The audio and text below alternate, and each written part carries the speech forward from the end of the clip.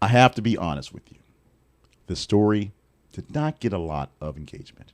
It did not get into the range of stories. We had about 17 stories you looked at that were heavy hitters, which are engaged today.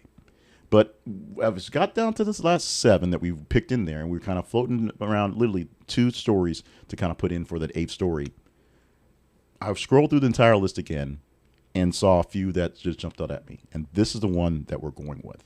So I have to admit, this is one that is not based off your engagement. This is one that's based on purely my joy and love to see this story.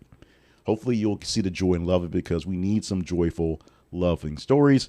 And sidebar, if this were me and this were, 40 years ago and, phones existed, I would be getting the butt whooping of my lifetime. That's just me. Here's this story.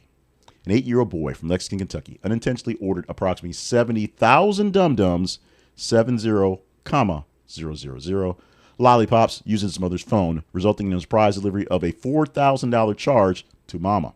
The boy's named Liam. He intended to use the lollipops as prizes for a carnival he planned for his friends. Yay, Liam. His mother, Holly LaFavors, discovered the unexpected shipment of 22 cases of lollipops at her doorstep. Despite her efforts to cancel the order, it was too late as they were there. However, after contacting her bank and speaking with the media, Amazon refunded her money. LaFavors has since updated her phone's security settings to prevent similar incidents in the future. One of the bigger episodes of this thing, as phones became ubiquitous, was the story from maybe 5-6 years back, way back, when they had the Smurfs game on your iPhone. And one kid was able to buy like $1 million worth of Smurf berries because he was playing them on his phone. It's like, oh, Smurf berries, punch, punch, punch, punch, punch.